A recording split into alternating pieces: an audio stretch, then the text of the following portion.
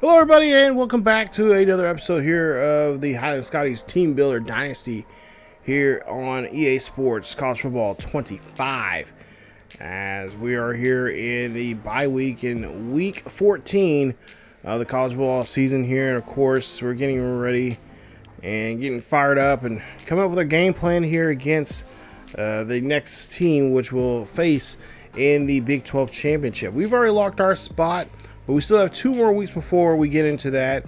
And of course, it's going to be up to either Colorado or Oklahoma State, I believe, are the 2 teams that are battling for that second place in our conference. And of course, the winner of that will move on and face us in the Big 12 Championship down in Jerry World. As we take a look at the recruiting here, and of course, moving some recruiting points around. Of course, Coach Teddy Bonds, of course, is a recruiter. He's a team builder and trying to build a good team here. And of course, take a look here at our schedule here. This has been it was kind of a rocky season. Had a couple close games there. We had a lot of high scoring games there. Of course, it is Big 12 football, so you're going to see not so much defense. But we had some pretty high scoring games. But we were able to, of course, that one game of the season, that Kansas game, was a bit of a nail biter there. And of course, that was me just not really taking Kansas seriously as that we should have. Game that we should have easily lost, but we're able to fight back and score 13 points, winning that one there of course, we had to go into a couple of overtimes there. 56-50 is the final in that one, as that was pretty much our big scare of the season. We could have easily been destroyed by them, all because I was wanting to test something. I was wanting to see if I was right about the matchup in the secondary, and boy was I boy did it cost us. We could have easily won the game, but I had to be stupid and call a wrong try to prove to myself that what I was seeing was right, but it was actually should have not gambled and took that gamble and nearly almost got us to lose that game. But we had a really good rushing this season here with Bo and Avery, who just play lights out. Good receivers. We're getting at this point getting used to our receivers with Corey Good, Parks, Gerbers, Redding. Wasn't getting big, huge numbers. Wasn't getting triple digit numbers there at this point of the season. But we were getting used to throwing to them and getting them going. Defense, I'm so blessed that we have a great defense there. Of course, Jarius Bolden, no relation to me. Of course, 4.5 sacks in that game. He had the most TFLs for the season, really, but in a lot of games as well. So it was nice to see the defense really coming alive there. And obviously, him, Woodrow, and Barr. And eventually we would see Avery all going after the Heisman Trophy this season. And we'll see who that winner is here. As like I said, we have 2 more weeks before we can go after that trophy. And of course, we have no more games for ourselves here, so we're pretty much done for the regular season. Only game we have left is obviously the Big 12 game. But we've shown our resume to the Heisman Trophy group, and those are the guys that are the kind of the finalists of it, and we'll see how that all shakes up here in these last 2 weeks. Like I said, we have no games to play in, so that last game that we had there against Marshall, that was pretty much it, and now we just gotta hope and pray that and then within that 2 weeks, no one has a crazy monster type of game to have us think as otherwise there. So but there you see the numbers there for Kansas. Like I said, Kansas did a great job there. I cannot say that they are not a problem for us.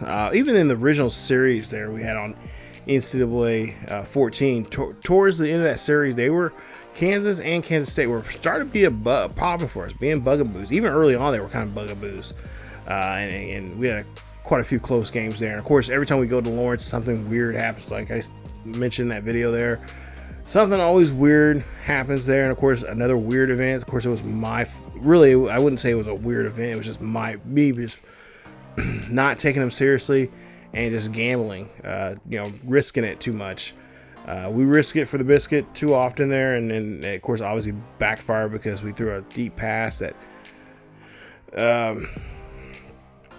or I should say Kansas threw a deep pass that we were trying to break up, but they were able to catch it and forced us to go to overtime there, which that was not what I was wanting that to happen. So, but we'll take a look here at the top 25 there. Obviously, we're ranked 8th right now. Colorado, Oklahoma State, like I said, they're battling right here. Neither one of the two teams play each other these last final 2 weeks. Not to mention, the three of us have not played each other at all this season. So, obviously, with the new schedule that we have now here in the Big 12, you whoever you didn't play this year, you'll play them next year, and vice versa. So, there you see the Heisman Trophy finalist there. Will Howard's the only one out of the the quarterback position there on that list, and he's in there rising up and one of the top 5 finalists for the Heisman Trophy.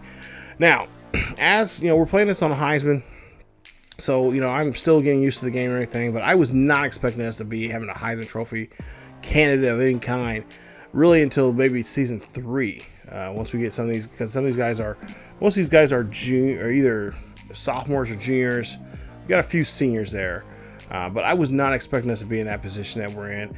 Right now, we're currently, if the season ended today, we'd be ranked number 3 in the 12-team playoff there. So we would have a bye week and then play in the quarterfinals there. Take a look here at our recruiting here, and of course we were trying to do our best here. This recruiting is a lot different. I don't get to play this game as much, especially in the franchise or this dynasty mode here, because I'm so busy with work. So every time I do get a chance to play some, I try to read upon the recruiting, because it's a lot different from previous years here, obviously.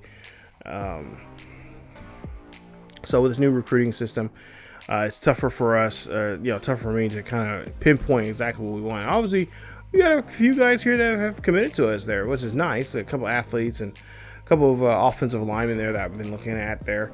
And that's something that we're really trying to focus on.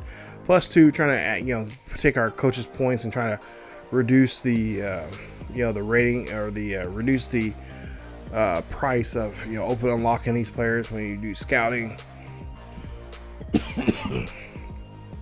So with that being in mind, we may not be getting the players that we want. We're getting a lot of 3-star guys, which is fine. It's great. We've got a couple 2-stars, but obviously we got to shoot for those 4-star, 5-star guys. And I think next year, depending on how this season ends, we might have a good shot at getting a couple of 5-star, a couple of 4-star guys. Maybe even some. Maybe I'm hoping, really, truly, if we really run the table and do well, I think we might have a chance to bring in some transfers for us, and it'd be really nice to see if we can get some players that are transferring from some top-notch schools that are not getting the playing time they're looking for or whatever. If we get some players that are well known and got some really good overalls, and ideally, I'm thinking maybe high 70s, low 80s. They might, they'll definitely get a start, and they'll be a part of our team, and.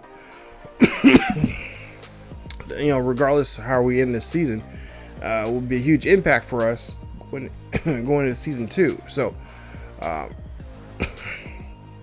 just take a look here. We got a couple of guys here that we've recruited, and I feel really comfortable for the most part so far the people that we got. I feel really good bringing them in. So we'll go ahead and take a look here, and looks like we are going to be taking on Colorado after 2 weeks of deciding who's going to be doing what. Colorado is ranked number 12 in the country. We're currently ranked 6th in the country, and we'll be facing each other for the first time. Actually, this is the first time we've actually in this series or in the original series have ever faced Colorado. So with that being said, we jumped up 2 spots from number 8, and looks like we got even a good position, even a slightly better position right now in the college football playoffs. I think we still get that. We got our first game in the or the quarterfinals there. No, actually no. They put us back. They put us back in the first round. So we have. Looks like if the season ended today, and of course we have not clinched the Big 12 title, but I'm sure if we clinch the Big 12 title, then we'll probably be in that jumped, back up to that top 4 again. Looks like if the season ended today, we will be facing. Looks like number 7, Alabama. They'll be ranked 8th in that 12-man playoff. So there you see Robinson, of course, getting used to a new quarterback and especially a new game, a new system. I'm going to be throwing a lot of interceptions, and we did 18 of them to be exact, 26 sacks, 39 touchdowns there for the season. Over 3,000 yards to be exact, 3,065 to be on pinpoint there. Singer, I like Cameron Singer. He was doing really well for us. I'm hoping that he'll want to stick around here next year. He'll be a junior, and he will probably be our guy that will be the starter for it. I feel really comfortable utilizing him especially in that he can, he's a mobile quarterback, so we can move him around. Obviously, a great year on the ground. Avery, we're hoping that he'll come back next season. He's a sophomore. Next year, he doesn't win the Heisman this year. He is definitely a shoo-in for next year. 2,178 yards, 17 rushing touchdowns. Bo, he's a junior. He could make a possibility if he doesn't go pro, which I imagine he probably would go pro. But the 6 foot, 209 halfback there, over 2,000 yards, just over 2,000 yards there. Also with 17 rush touchdowns. Great 1-2 punch there for us. I didn't think we were going to have 2 halfbacks like that because I like to run a 2 halfback system. And what we did this year was great. Now we just need to have, Nick's probably going to be gone. He's probably going to be going to the pros. He is a junior, so but we got to try to get a good fullback. And of course, we got to try to preserve the offensive line, and not to mention, not just preserve it, but upgrade it and get those, get some guys in there. Hopefully, they do well on the off season. But of course, we're kind of getting ahead of ourselves here. Receiving wise, the receivers, excuse me, doing very well. The timing is becoming really good for us, especially with Singer as a quarterback. There was a good connection with those guys. So guys like Redding, good.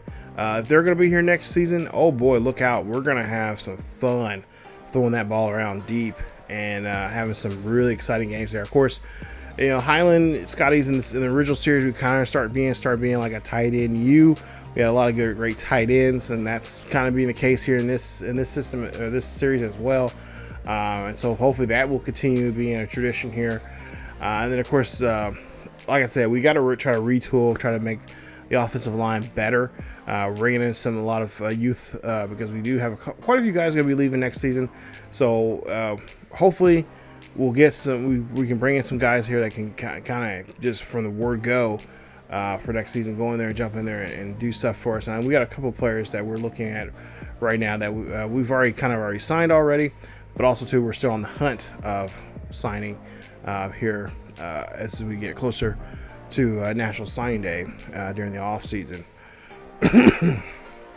Excuse me. Defensively, our middle linebackers did a great job, or I should say our linebackers in general just did a great job. Bolden, Barr, defensive ends like Woodfork, and a defensive tackle like Dyson just did a great job there. Peterson did a great job.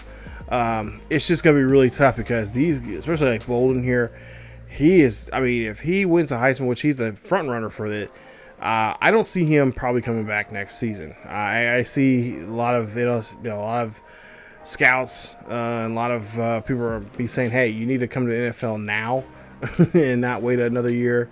But it's of course all up to him.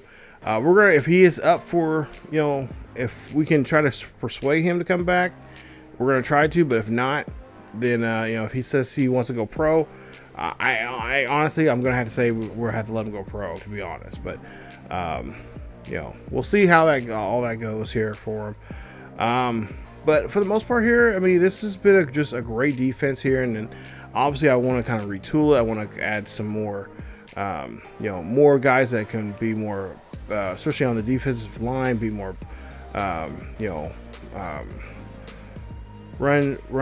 blitz, just be more passionate with stopping the run. Obviously, pass blitzing, pass protection, all that kind of stuff. I want us to make sure we're solid in those areas next year, and just be take that next step up on the defensive side of things. Nebraska, or I should say Buffalo, Colorado, of course, Coach Prime. Coaching his son here, his two sons, and of course Travis Hunter. They're going to be a problem for us. I'm not going to lie, this is going to be an issue, and this might be a true test for us here going into this matchup here. Like I said, we did not see each other at all during the season. There you see they played Nebraska early on, West Virginia, UCF. Of course, they had 2 bye weeks in week 6 and 7, and then went on. Win against Arizona and Cincinnati 2 games in a row. They lost to Alabama there in Alabama, 35-24. And then they go on to play on Texas Tech, Iowa State, Houston, and TCU, winning those last 4 games there. And, of course, sealing the deal there as they were able to. Of course, they had one. I think they had one more win. They had one more win, or one extra win over Oklahoma State.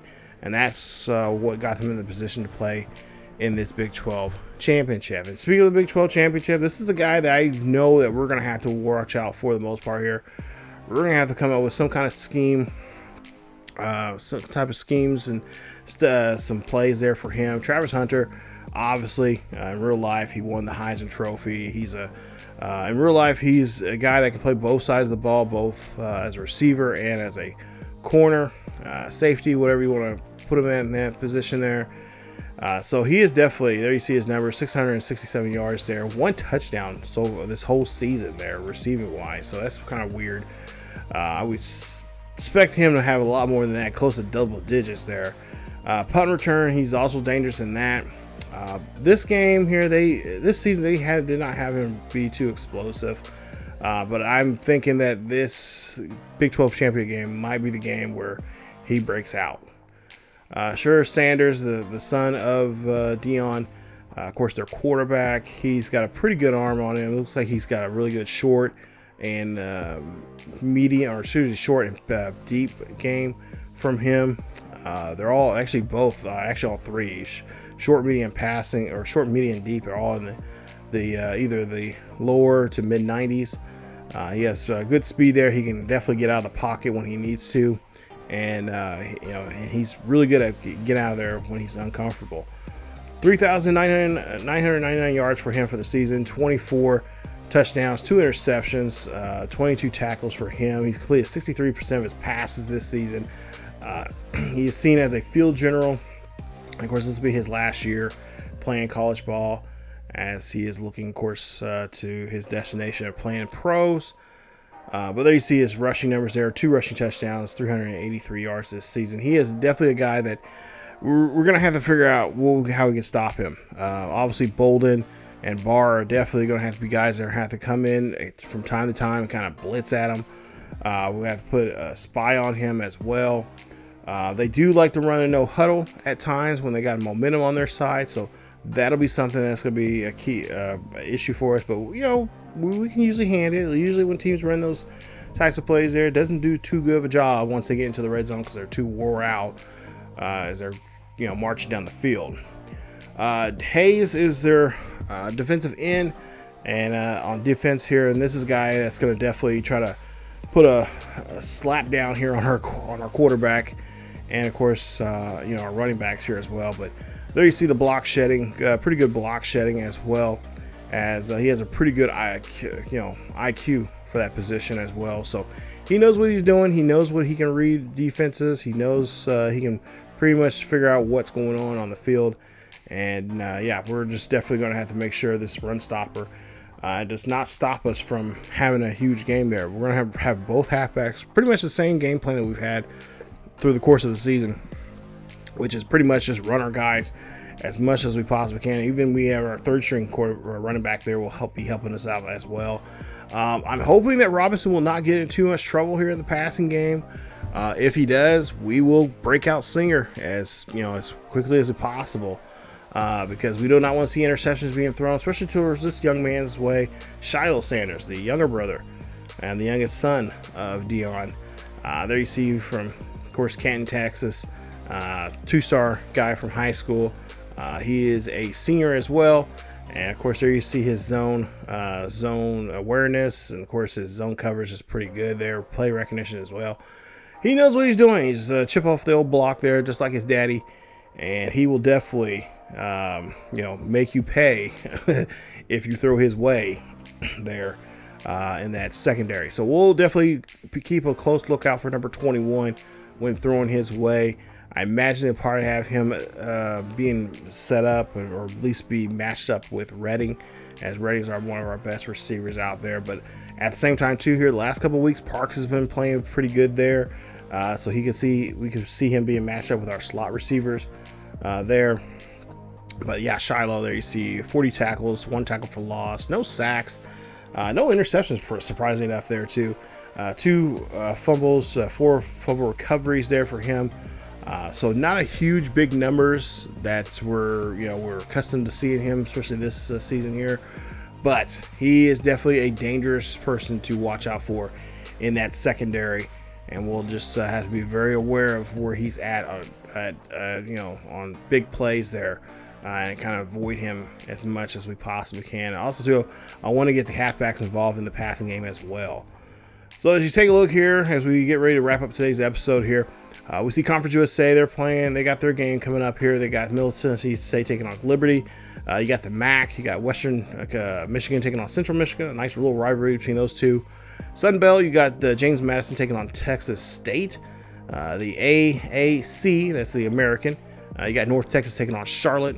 Out west in the Mountain West Conference, you got the New Mexico Lobos taking on Hawaii.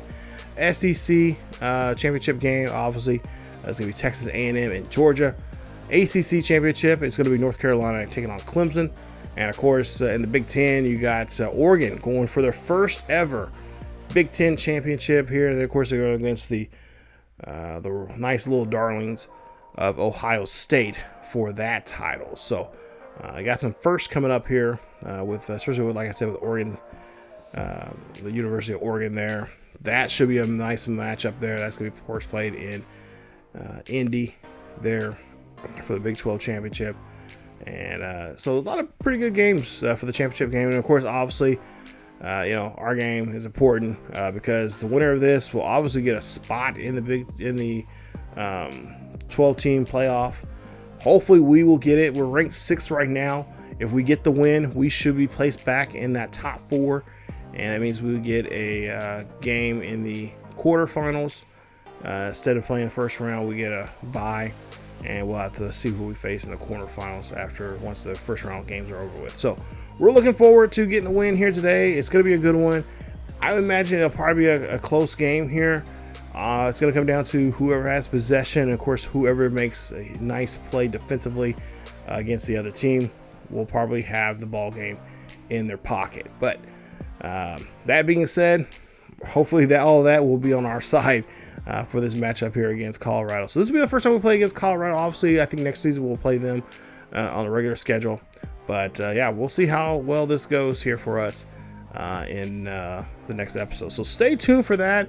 That should be coming up here in the next couple of days. Matter of fact, I just got done recording it, and I played it, but also I've just got done editing it. So yeah, it should be coming out here in the next day or two for you guys. And then obviously we'll take a look and see who's going to be in the college football playoffs, which I'm trying to say, and see who is going to be our first team we'll be facing. And we'll be on that trip of trying to see if we can be a national champion, trying to bring back that glory this is what this series is all about, bringing back that glory that we had back in the original series there on NCAA 14, now here on College Football 25 now, and try to see if we can bring back those days of winning championships with the Highland Scotties. Again, if you guys enjoyed today's episode, please leave a like. Don't forget to subscribe and And if you happen to be new, hit that subscribe button, and of course hit the bell notification so you guys be notified of this series or any other series here on the channel. You guys, of course, follow us on social media down below, and definitely check out other great series here on ESGNet, and of course over on our second channel, ESGNet Plus LP. As always, go Scotty Nation, keep yourselves healthy, and I will see you all next time.